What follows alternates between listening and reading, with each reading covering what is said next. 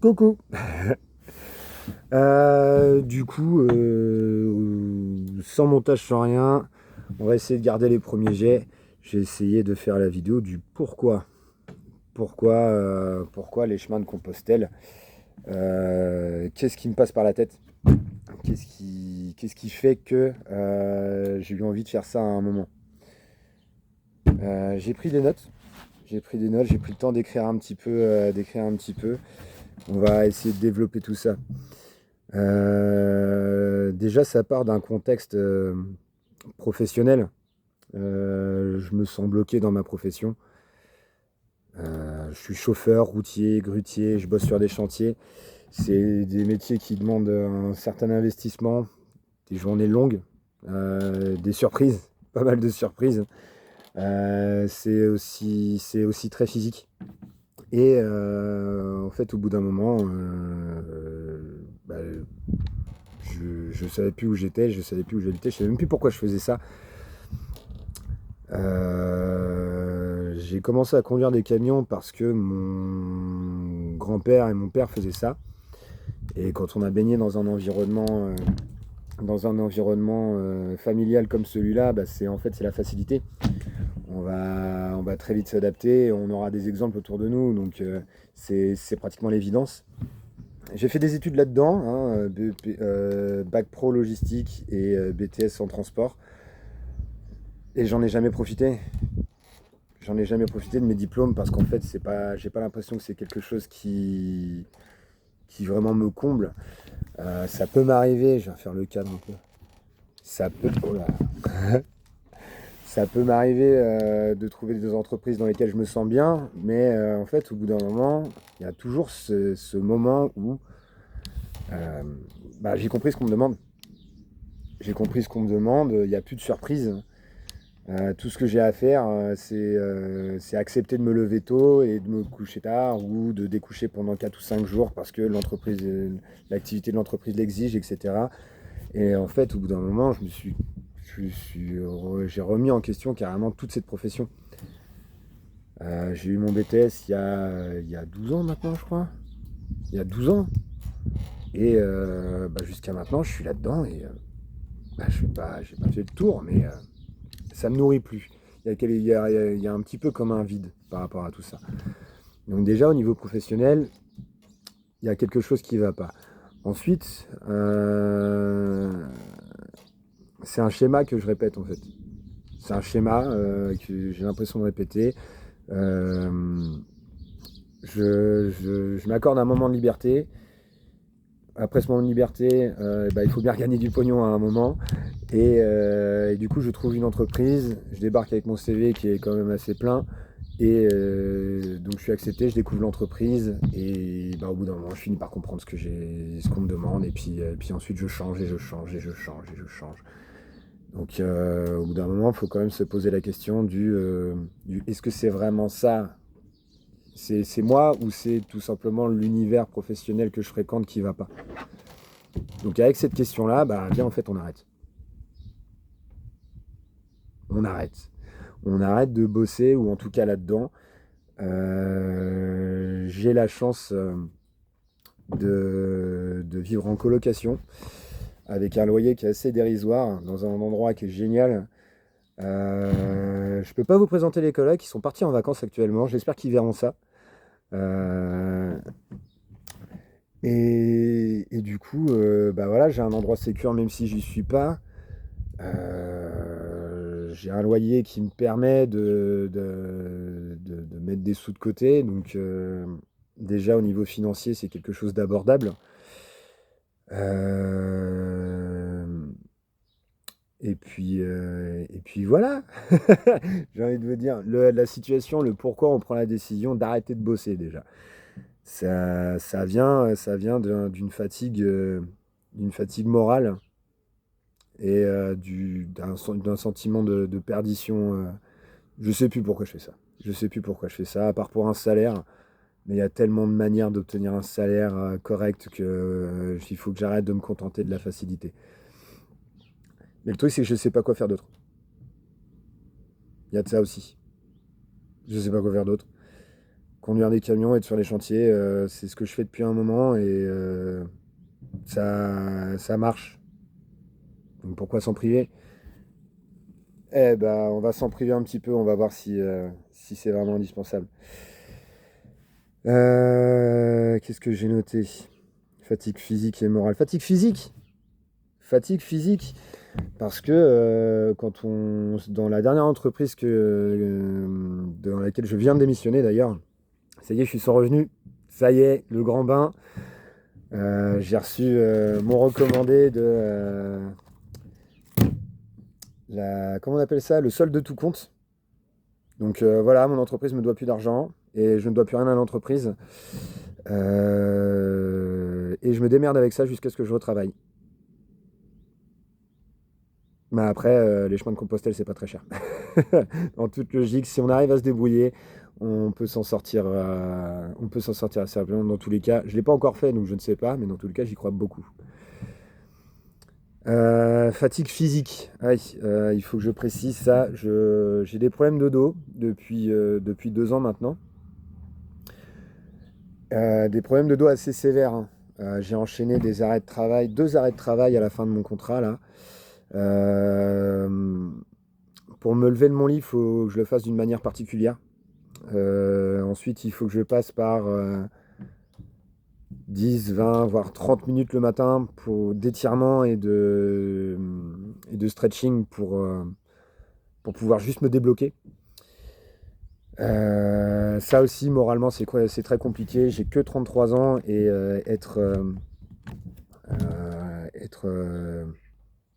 comment dire? C'est quoi le mot? Diminuer comme ça. Le dos, c'est important. Moi, c'est les lombaires. Quand on supporte pas son propre poids ou qu'on a peur de tousser parce que ça fait hyper mal. À mon âge, ça fait un peu chier. Clairement, ça fait un peu chier. Mon dernier taf n'y est pas étranger. Je leur pardonne. C'est moi qui aurais dû alerter plus tôt. J'ai pas su le dire. Et je leur en veux pas.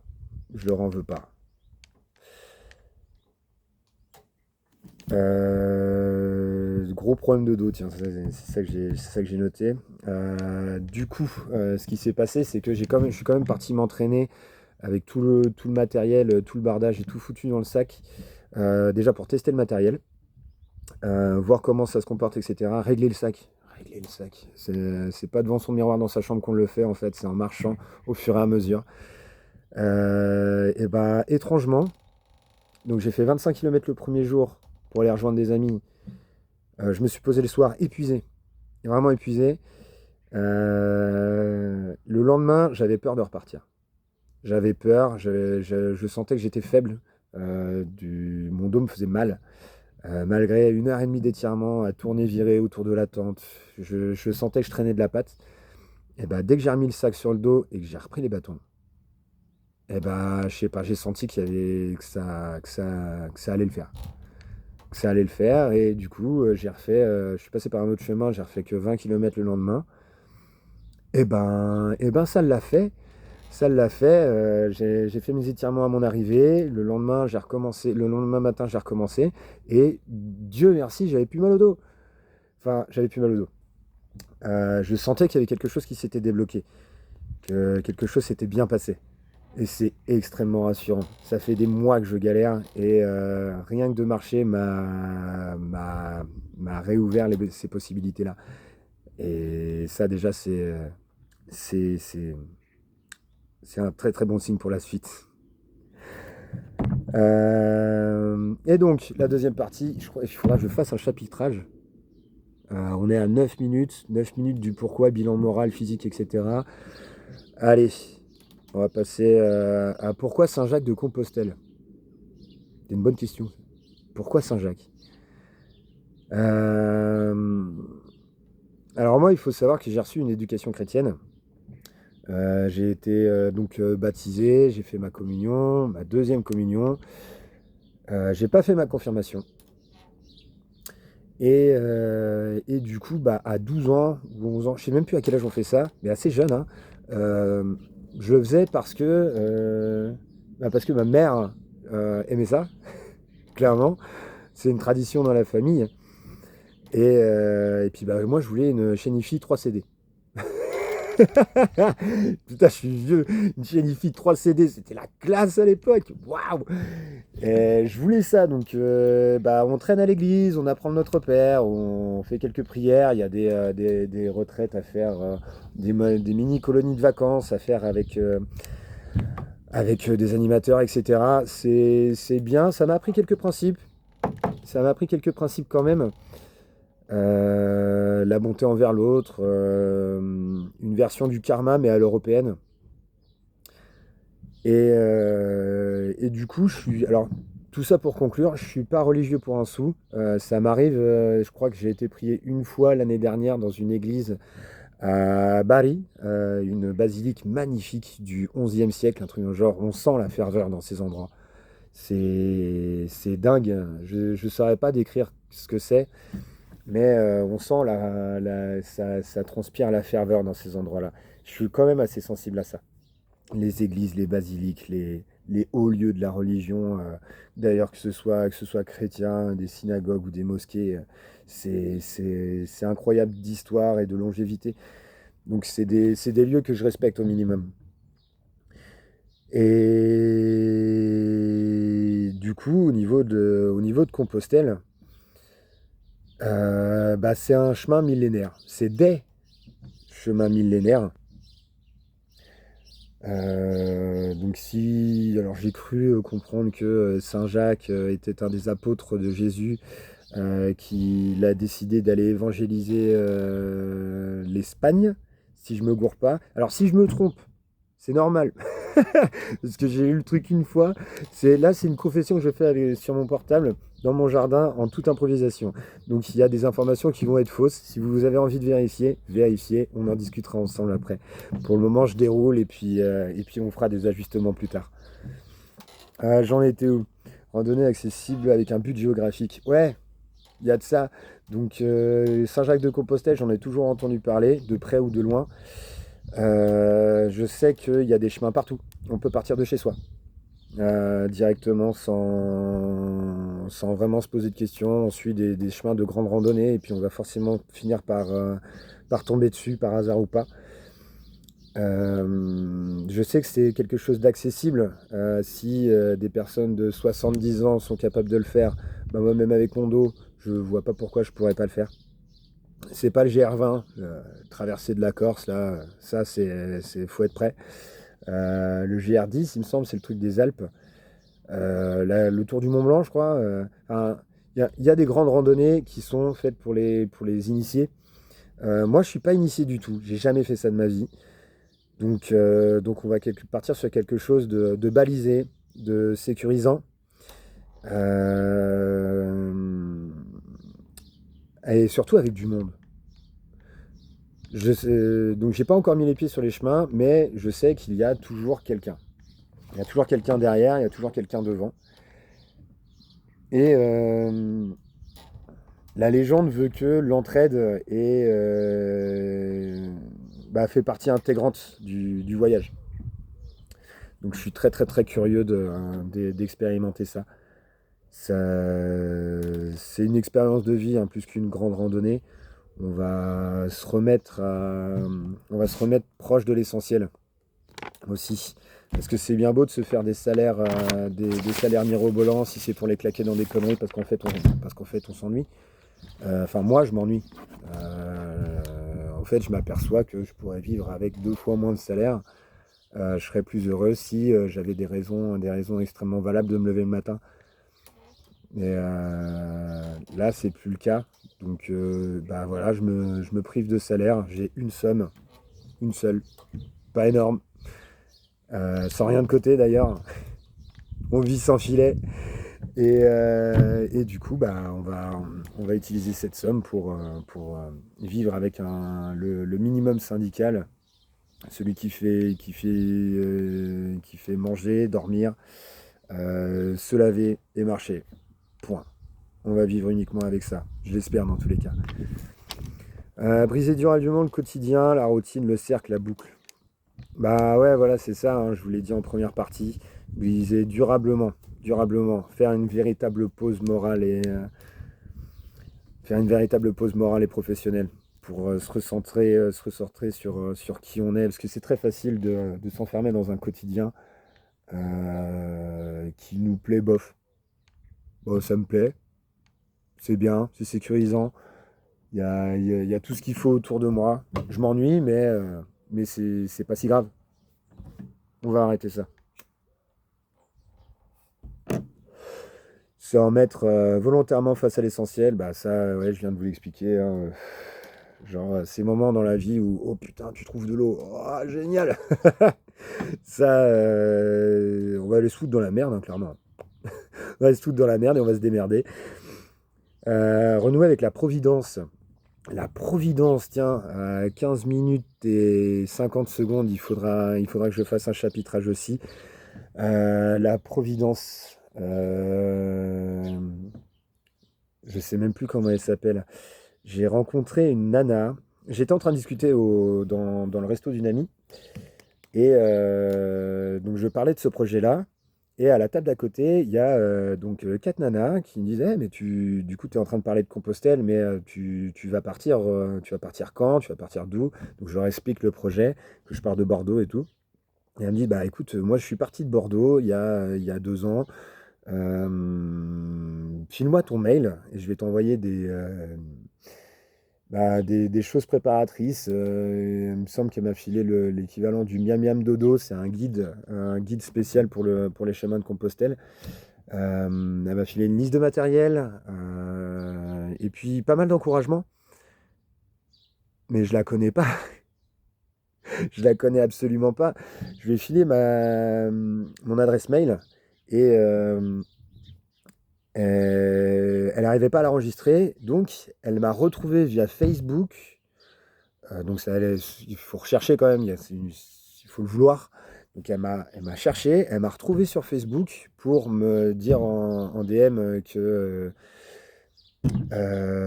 renvoie-moi ton mail pour que je puisse t'envoyer tous ces renseignements. Je dis bah merci, mais c'est ouf, c'est trop bien ce que tu es en train de faire. Enfin, mais d'ailleurs, pourquoi tu fais ça? C'est gentil, mais je m'attendais pas à ça. Ce qu'elle m'a répondu, c'est que en fait, une fois que le chemin t'a appelé, c'est hyper intéressant. Une fois que le chemin t'a appelé, le chemin commence à rentrer en toi, et il y a toujours quelqu'un, à un moment donné, qui va venir t'aider. De près, de loin, d'une manière ou d'une autre, il y a quelqu'un qui va venir t'aider. Et si moi, je peux être cette personne-là pour toi, j'en serais très ravi. Donc là, je t'envoie des renseignements par mail. Et puis, bah, j'aimerais bien voir ta photo sur la place principale de Saint-Jacques-de-Compostelle une fois que tu seras arrivé. Ok. Donc ça, je suis pas encore parti. On est actuellement le 17 juillet. Je pars que le 3 août. Et ces choses-là sont déjà en train d'arriver. Donc ça augure que de bonnes choses. Que de bonnes choses pour la suite. Et du coup, bah, maintenant que j'ai expliqué tout ça, qu'est-ce que je voulais dire? Et bah, et aussi, du coup, la dernière ligne du truc, le nouveau défi. C'est vrai que rentrer dans une entreprise, apprendre son fonctionnement, être un bon employé, à l'heure, avenant, prévenant, bien organisé, pas exemplaire, mais on fait tout ce qu'on peut.